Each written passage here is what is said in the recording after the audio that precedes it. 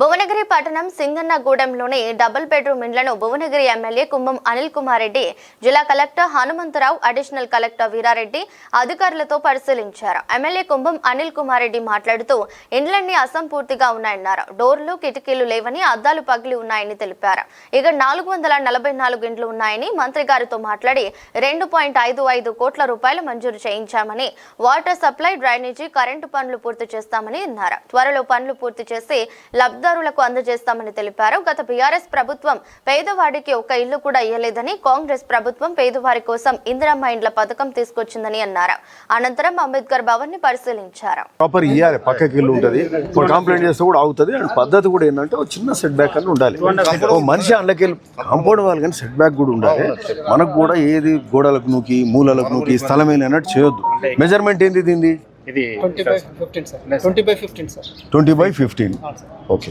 ఇంకా ఎక్స్ట్రా వస్తే రోడ్ అడ్డం వస్తుందని చెప్పి అంటే దేనికోసం ఇది? మరి 20/15 చూస్తారు. Okay fine. ఎన్ని రూములు అవసరం మీకు ఇంట్లో?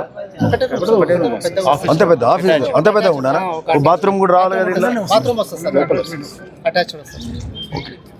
సరే, మీరు ఆ 3 feet అని వదిలిపెట్టండి, అటు కూడా 3 feet వదిలిపెట్టండి. కొంచెం కాలం జరుపుకుంటే అటుకెళ్ళి 3 feet వస్తే జర మనిషి తిరగడానికి ఉంటుంది, క్లీన్ చేయడానికి ఉంటుంది. పక్కోడు కూడా డార్క్ కావద్దు, సెట్ బ్యాక్స్ కొంచెం ఉంటే మంచిది. స్థలం కూడా ఇక అయిపోయాయి. మన గోడ అది, గోడకి ముందు జాగ్రత్తతోనే ఏమవుతుందంటే జర కుల్లా పడుతుంది, మంచిగా ఉంటుంది.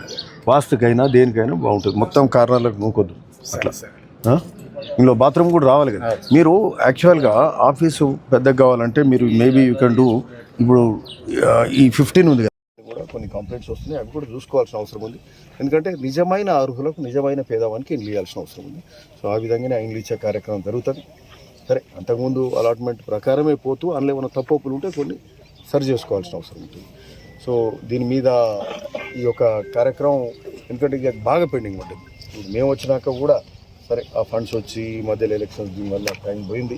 ఇది అతి ముఖ్యమైన కార్యక్రమం భువనగిరిలో కాబట్టి దీన్ని టేకప్ చేస్తూ ఉన్నాం. ఇమీడియట్గా దీనికి ఫండ్స్ వచ్చినాయి. ఈ పాత కాంట్రాక్టర్గా తెలిసిన 2.55 crores electricity, water supply, drainage ముందుగా చేస్తూ ఫ్లాట్స్ లోపల మరి కొంత రిపేర్స్ అని చేసుకొని లబ్ధిదారులకు ఇచ్చే కార్యక్రమం చేస్తే ఇది ఒకటి సక్సెస్ఫుల్గా అవుతుంది. మరి అట్లే ఇక్కడనే పక్కకు ఇది ఎలివేటెడ్ వాటర్ రిజర్వాయర్స్ ఉన్నాయి. అమృత్ స్కీమ్ కింద అప్పుడు ఇనాగ్రేట్ చేసినాము, ఫౌండేషన్ వేసుకున్నాం. అవి కూడా కంప్లీట్ కావాలి. ఇప్పుడే కాంట్రాక్టర్ తోటి మాట్లాడినాం. మన భువనగిరికి సంబంధించి అక్కడ గన్పూర్ నుంచి 16 కిలోమీటర్ల పైప్ లైన్ అప్పుడు కోమటిరెడ్డి వెంకరెడ్డి గారు కూడా వచ్చి దాన్ని ఫౌండేషన్ వేసారు. ఆ లైన్ కూడా 2-3 నెలలు అయిపోతుంది. ఇప్పుడు మనకు బేసిక్గా ఏంటంటే మిషన్ భగీరథ అన్నారు, అదన్నారు, ఇది అన్నారు. మనిషికి 100 లీటర్లు ఇవ్వాలి. 40-45 వేలు 50 వేల కోట్లు పెట్టిర్రు. మనిషికి 100 లీటర్లు ఇచ్చే కాడ ఇప్పుడు భువనగిరి నియోజకవర్గం యాదాద్రిలో మొత్తం కూడా మనిషికి ఒక్కంటికి 40 లీటర్లు కూడా ఇస్తలేరు. 100 లీటర్లు ఎక్కడ, 40 లీటర్లు ఎక్కడ? ఇప్పుడు మనం ఆ పైప్ లైన్ ఆ రోజు ఎవడు పట్టించుకోవాలి. ఈరోజు మన ప్రభుత్వం వచ్చింది, సీతక్క గారు శాంక్షన్ చేశారు, వెంకరెడ్డి గారు ఎంబడి చేపించారు, ఫౌండేషన్ వేసారు. ఈరోజు 100 లీటర్ల నీళ్ళు వచ్చే పరిస్థితి ఉంటుంది మనకు. ఆ పైప్ లైన్ 3-4 నెలలు అయిపోతుంది. సరే అయిపోతే మరి ఈ లోకల ఇక్కడ భువనగిరి టౌన్లో మనకు 70,000 లీటర్ల కెపాసిటీ ఉన్నాయి ఈ ట్యాంక్స్ గిట్లన్నీ. సో ఇప్పుడు మిగతా ఈ 25,000 లీటర్లకు మనం 6-7 నెలల కింద ఏదైతే ఫౌండేషన్ స్టోన్ వేసినామో అది కూడా త్వరగతిన కంప్లీట్ చేయాలని కాంట్రాక్టర్ని కూడా ఇప్పుడు అడిగినాం. ఆయన పెద్ద కాంట్రాక్టర్ కేఎన్ఆర్ కన్స్ట్రక్షన్స్ అని. సో నేను అనుకుంటా ఈ వారంలో దీన్ని ఇవన్నీ కూడా టేకప్ చేసి వాటర్ ప్రాబ్లం అనేది భువనగిరిలో ఉండకుండా చూడాల్సిన అవసరం ఉన్నదని సందర్భంగా చెప్తాం. సో ఇవన్నిటి మీద రివ్యూ పెట్టుకొని ఇవన్నీ చేస్తామని అధికారులు మేమందరం కూడా ఉండి ఇదొక ప్రధానమైన టాస్క్ ఉంది. మరి అట్లే అంబేద్కర్ భవన్ కూడా మనకు వచ్చే 14th అంబేద్కర్ గారి జయంతి ఉంది. సరే, దానికి కూడా మధ్యలో 3 నెలల కింద కాంట్రాక్టర్ చెప్పినాం. మళ్ళీ ఆయన వెనుక ముందు అయినా ఆయన చేయలేకపోయింది. ఇప్పుడు మళ్ళీ 3 రోజుల కింద మొదలుపెట్టింది. మరి 14th వరకు అయితే పని కాదు. సరే అది బట్ ఏదున్నా దాన్ని మంచిగా తీర్చిదిద్దే కార్యక్రమం మేము బాధ్యత తీసుకుంటున్నాం. దానికి సంబంధించి వెంకరెడ్డి గారు అప్పుడు పార్లమెంట్ సభ్యునిగా 60 లక్షలు ఇచ్చారు. నేను రాగానే మనం 40 లక్షలు పెట్టినాం. ఇప్పుడు ఇంకేమైనా షార్ట్ ఫాల్ ఉంటే కూడా పెట్టి అంబేద్కర్ భవన్ కూడా, ఎందుకంటే మంచిగా బైపాస్ మీద ఉంది భువనగిరి హెడ్ క్వార్టర్స్లో. అంబేద్కర్ భవన్ అంటే ఒట్టిగా అది ఒక స్టడీ సర్కిల్గా కూడా యూజ్ అవుతుంది. ఎస్సీలకు, బీసీలకు అందరికి కూడా యూజ్ అయ్యే మంచి బిల్డింగ్. దాన్ని గొప్పగా దాన్ని కూడా తీర్చిదిద్దే కార్యక్రమం ఇవన్నీ కూడా జరుగుతాయి. ఇప్పుడు ఇక్కడికి వెళ్ళి అక్కడికే పోయి మరి ఈరోజు ఈ కార్యక్రమాలు కూడా ఉన్నాయి. జేసీ గారు అందరం పంచాయతీరాజ్ ఇంజనీర్స్ ఏఈడీలు అందరం కూడా వచ్చి ఇక్కడ డబల్ బెడ్రూమ్లో కన్స్ట్రక్షన్ ఏ స్థాయిలో ఆగిపోయిందనేది చూడడానికి వచ్చాం. సరే అది ఏ విధంగా కంప్లీట్ చేయాలి, ఆ టాస్క్ పెద్దది, దాన్ని ఎట్లా చేయాలి. 444 మంది లబ్ధిదారులు ఉన్నారు ఇక్కడ. వాళ్ళకి అలాట్మెంట్ కూడా అంతకుముందు ఇచ్చిండ్రు, పాత గవర్నమెంట్లో అలాట్మెంట్ చేసిండ్రు. సరే మీ అందరికి తెలిసింది, అంతకుముందు 10 ఏళ్ల కాలంలో ఏ ఊరిని ఎక్కడ ఒక ఇల్లు అయితే ఇవ్వకపోయి ఆ కట్టిన నామమాత్రం కట్టినవి కూడా కంప్లీట్ చేయాలి.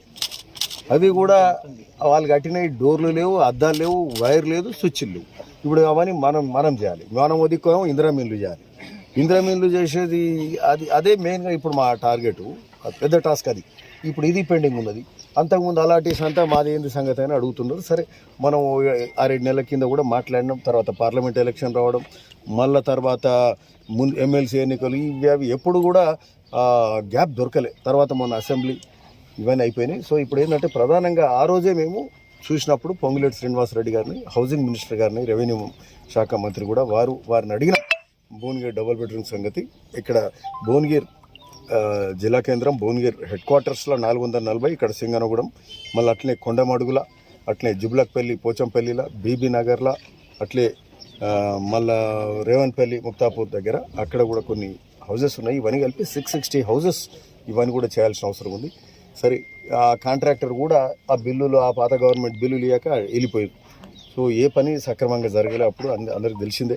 సరే ఇప్పుడు అలాట్మెంట్ మరి ఆ ఫండ్స్ కొంత 2.5 crores వచ్చింది. దానికి సంబంధించిన ఏది ముఖ్యంగా వాటర్ సప్లై, ఎలక్ట్రిసిటీ, డ్రైనేజ్కు ఇక్కడ ఉన్న 440 ఇండ్లకు దానికి సంబంధించిన టెండర్లు కూడా శాంక్షన్ చేయించినాం. 6-7 నెలల కింద వచ్చినప్పుడు శ్రీనివాసరెడ్డి గారు శాంక్షన్ చేసిండ్రు. కానీ 2 సార్లు టెండర్ పిలిస్తే కాంట్రాక్టర్స్ పార్టిసిపేట్ కాలే. ఇది మళ్ళీ మొన్ననో నిన్ననో పిలిచిండ్రు. ఇప్పుడు కాంట్రాక్టర్ రావాలి. పాత కాంట్రాక్టర్ను కూడా ఇప్పుడే మేము మాట్లాడినాం, నేను కలెక్టర్ గారు మాట్లాడినాం. అయ్యా నువ్వే వచ్చి చెయ్యిది, నువ్వు ఇది చేసిన పేరు అని ఉంటుంది, ఇక మరి సగంలో వదిలిపెట్టి పోతే కాదు, కరెక్ట్ కాదు. ఏ విధంగానైనా బిల్స్ ఇవన్నీ కూడా చేసుకుందాం, తొందరగా కంప్లీట్ చేద్దాం, లబ్ధిదారులకు ఇండ్లు ఇచ్చే కార్యక్రమం చేద్దామన్నాం. సరే ఈ బయటనేమో ఈ బిల్డింగ్లకు సంబంధించి రోడ్లు కాలేదు, రోడ్ల వ్యవస్థ కాలేదు. సరే కొంచెం సిమెంట్ రోడ్స్ అవన్నీ వేసుకోవాలి. డ్రైనేజ్ పెండింగ్ ఉంది, ఎలక్ట్రిసిటీ పెండింగ్ ఉంది, వాట్సాప్ పెండింగ్ ఉంది. సరే ఇక ఫ్లాట్లలో చూస్తే ఇక వదిలిపెట్టిన ఎట్లుంటుంది, గన్నేళ్ళకి వెళ్ళి లాస్ట్ 2-3 years వెళ్ళి ఓడి పట్టించుకున్నోడు లేడు. అందులో లోపల మరి డోర్లు విక్కపోయారు, లైట్లు విక్కపోయారు, వైరింగ్ లేదు, ఇవి ఉంటే దాన్ని అంతా ఇప్పుడు సెట్ చేసుకోవాల్సిన అవసరం ఉంది. సో యంత్రాంగం అంతా వచ్చింది. దాని మీద ఎస్టిమేషన్స్ వేసుకొని ఆ వైరింగ్ కానీ, డోర్స్కి కానీ, గ్లాసులకు కానీ, అవన్నీ మరి ఆ నల్లాలకు కానీ ఇవన్నీ ఏ విధంగా అవన్నీ రిపేర్ చేసుకుంటే ఎంత ఎస్టిమేషన్ అవుతుందో అంతా కూడా చేసుకొని దానికి సంబంధించిన ఈ డబుల్ బెడ్రూమ్ ఇండ్ల కార్యక్రమం త్వరగతిన కంప్లీట్ చేసుకొని లబ్ధిదారులకు ఇచ్చే కార్యక్రమం చేయాలి. మళ్ళీ అందులో కూడా